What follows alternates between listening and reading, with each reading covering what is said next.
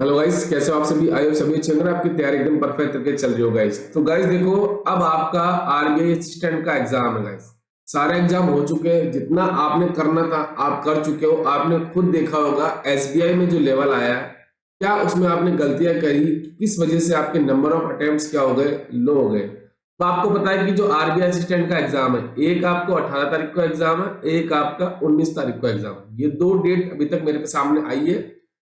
अब प्रॉब्लम क्या थी कि देखो, उससे पहले मैं एक बार आपको बता दूं, एसबीआई एसबीआई पीओ में क्या हुआ था आपके साथ प्री के अंदर।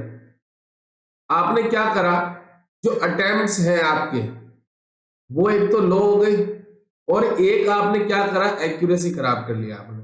तो ये चीजें मैं आपको हर बार बोलता हूं, आप स्पीड के चक्कर में आप क्या करते हो, अपनी एक्यूरेसी खराब कर लेते हो। अगर आपको सिलेक्शन चाहिए तो स्पीड प्लस एक्यूरेसी अगर आपकी है तो डेफिनेटली आपका हर एग्जाम क्रैक होगा। अब ये आरबीआई असिस्टेंट है, ठीक है ना।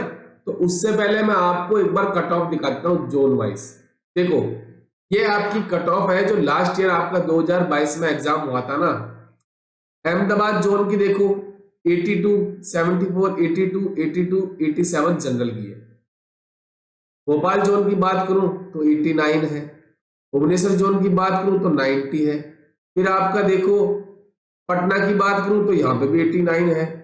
कानपुर और लखनऊ की बात करूं तो 89 पॉइंट है। जयपुर की बात करूं तो 89.25 है। हैदराबाद जोन की बात करूं तो 90.25 है। मतलब आप देख सकते हो कि जो कट ऑफ है आपकी वो कंफर्म है, 85 प्लस है ये।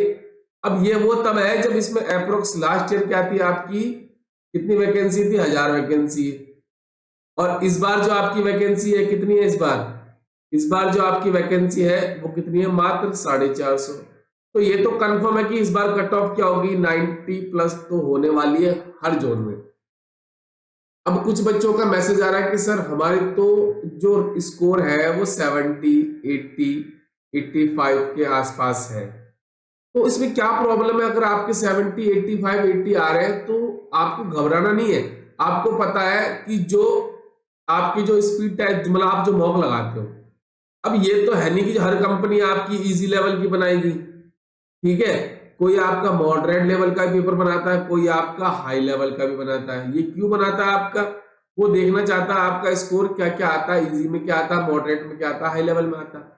तो ये तो कंफर्म नहीं है कि हर कंपनी आपका इजी आपका मॉक बनाएगी, नहीं। वो क्या करती है, मॉडरेट लेवल का भी बनाती है और हाई लेवल का भी बनाती है। तो आपको ये नहीं देखना है कि मेरे स्कोर कम आ रहा है, आपको ये देखना है कि आपकी एक्यूरेसी 100% है या नहीं है। ये चीज अगर आपके 100% है तो आपका सिलेक्शन के चांसेस क्या है, आपके हाई है।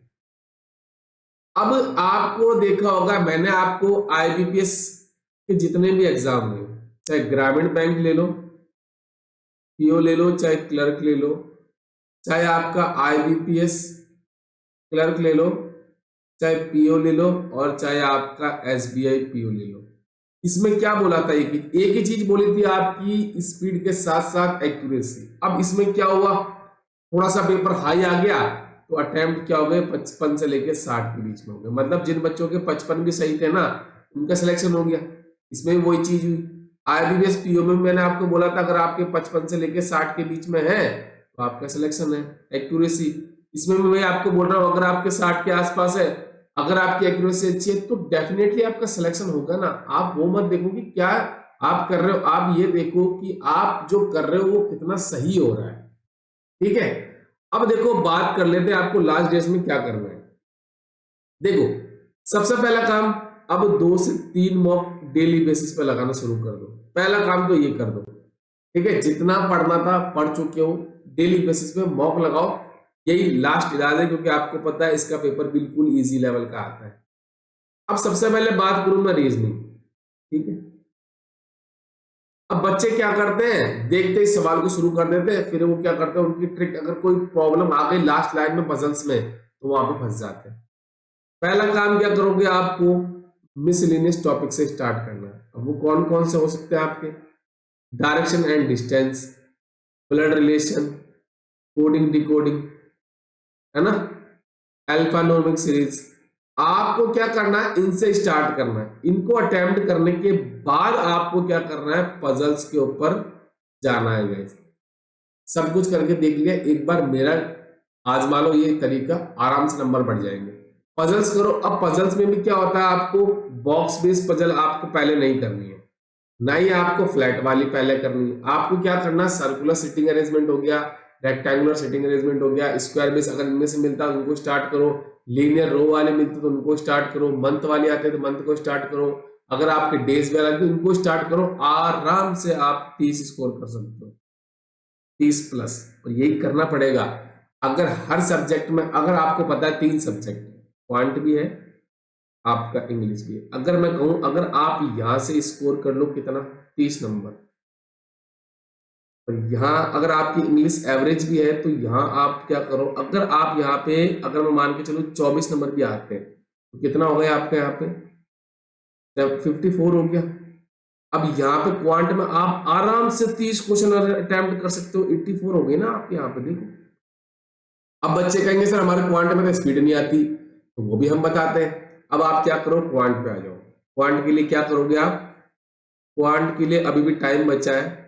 एक तो टेबल्स को रट लो जितना हो सके, आप क्यूब्स को रट लो, आप स्क्वायर्स को रट लो, आप फ्रैक्शंस को रट लो। मैं गारंटी देता हूं स्पीड आपकी ऑटोमेटिकली बढ़ जाएगी अगर आपने ये चीजें कर ली तो। करना पड़ेगा, ये कोई ऐसा वैसा पेपर नहीं है कि आप जाकर मुंह उठा कर बैठ जाओगे और आपका सिलेक्शन हो जाएगा, नहीं। यहाँ पे कट ऑफ 90 आराम से जाती है। और क्यों जाती है, क्योंकि बच्चे लेके आते हैं 96 97, यहाँ तक 100 आउट ऑफ 100 भी लेके आते हैं बच्चे। आप ये मत सोचो कि आप मुंह उठा कर चले जाओगे सिलेक्शन हो जाएगा, नहीं। ये चीजें कर लो। अब आप उसके बाद क्या करो, जैसे आपको क्या करना है, पेपर को अटेम्प्ट करना है, स्पीड मैथ के साथ स्टार्ट होना है, ठीक है। इसका मतलब क्या है, सबसे पहले आपको सिंप्लीफिकेशन करना है, फिर आपको नंबर सीरीज करनी है, ठीक है। उसके बाद आपको क्या करना है, क्वाड्रेटिक इक्वेशंस करनी है, ये कर लिया। उसके बाद आपको अर्थमेटिक नहीं करना है, आपको मैं पहले आपको बता दूं, अर्थमेटिक नहीं करना है, आपको डीआई करना है। डीआई में वो डीआई करनी है जैसे बार ग्राफ हो गया, टेबल ग्राफ, और यही चीज आपको देखने को मिलेगी। ऐसा कुछ नहीं कि पेपर का लेवल हाई आएगा, नहीं, पेपर का लेवल इजी आएगा। ये चीज आपको करनी है, देन आपको क्या करना है, अर्थमेटिक पे करना है। अगर बच्चों, अगर आपने ये चीजें करी, ये पेपर का लेवल होना चाहिए पढ़ने का, ये अटेम्प्ट करने का तरीका होता है। ये अगर आप तरीके से अटेम्प्ट करते हो तो आराम से आप 30 लेके आ सकते हो गाइस, ठीक है। मैं आपको एक लाइव मॉक करके बताऊंगा, देखो आप मैं कैसे स्कोर कर सकता हूँ। कैसे मैं रीजनिंग में 32 33 लेके आता हूँ, कैसे क्वांट में 30 लेके आता हूँ, कैसे इंग्लिश में, मेरी इंग्लिश कम है तो मैं क्या करता हूँ, दोनों सब्जेक्ट में मैक्सिमम स्कोर करता हूँ। इंग्लिश में अगर मेरे 22 23 21 आते हैं तो उसके मेरा फायदा होता है, ठीक है ना। आपको यही चीजें करनी होगी गाइस, ठीक है। उसके बाद आते हैं हम इंग्लिश में। इंग्लिश में क्या करना है आपको, आरसी से तो कभी स्टार्ट मत करना। बच्चे क्या करते हैं, यही गलती करते हैं, स्टार्ट कर दिया आरसी, नहीं। आपको क्या करना है, जैसे फिलर्स हो गए, आपको किसे मिल गए, आपके क्लोज टेस्ट आ गए, इनमें से मिलेगा कोई ना कोई। अगर आपको सेंटेंस रीअरेंजमेंट, सेंटेंस का रीअरेंजमेंट ये करना है, आपको पैराजम्बल मिल जाए तो इनसे स्टार्ट करना है, ठीक है। उसके बाद आपको जैसे पैराजम्बल आप क्या कर सकते हो, बाद में कर सकते हो, पहले आप एरर डिटेक्शन कर सकते हो, उसके बाद आप पैराजम्बल करना, लास्ट में आपको क्या करना है, आरसी अटेम्प्ट। ये हमेशा लास्ट में अटेम्प्ट करोगे तो फायदा रहेगा, क्योंकि आपको पता है ऐसा कोई भी बच्चा यहाँ पे वो नहीं बच्चा आ रहा है जो आपका इंग्लिश में स्ट्रांग हो, ये बच्चा वही आ रहा है, ये वीडियो वही देख रहा है जो बच्चा आपका क्या है, इंग्लिश में वीक है। तो आपको ये चीजें करनी है, मैं गारंटी देता हूँ आपको। देखो रीजनिंग, क्वांट और इंग्लिश। रीजनिंग में आपको क्या करना है, जितना हो सके जैसे 30 प्लस लेके आने ही आने, 30 प्लस आपको यहां से लाने, टोटल कितना हो गए, यहां से आपके 60 से लेके 70 नंबर अगर आपके यहां से आ जाते हैं, ठीक है, क्योंकि आपको पता है ये दोनों सेक्शन कितने गए, 70 नंबर गए। अब बच्चे बोलेंगे सर 60 से 70, चलो 70 नहीं पॉसिबल है, ठीक है, 60 से 65 के बीच में तो आप ला सकते हो। उसके बाद अब यहाँ पे 65 नंबर आ गए तो इंग्लिश में आपको 20 से लेके 25 तक आपको लाने, और ये स्कोर आराम से बढ़ जाएगा, ये आपका 30 तक भी पहुंच जाता है, क्योंकि इसका लेवल बिल्कुल इजी आता है। आपकी रीडिंग हैबिट अच्छी है तो आराम से कर सकते हो। अब यही चीजें आपको करनी है और कुछ नहीं करना।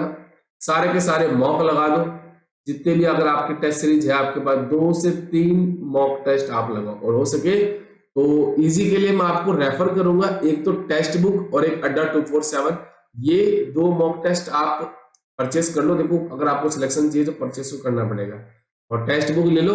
इनका लेवल क्या बिल्कुल इजी है, और जैसा जैसा आरबीआई में आता है वैसा का वैसा इन्होंने लेवल सेट कर रखा, वो करोगे, ठीक है।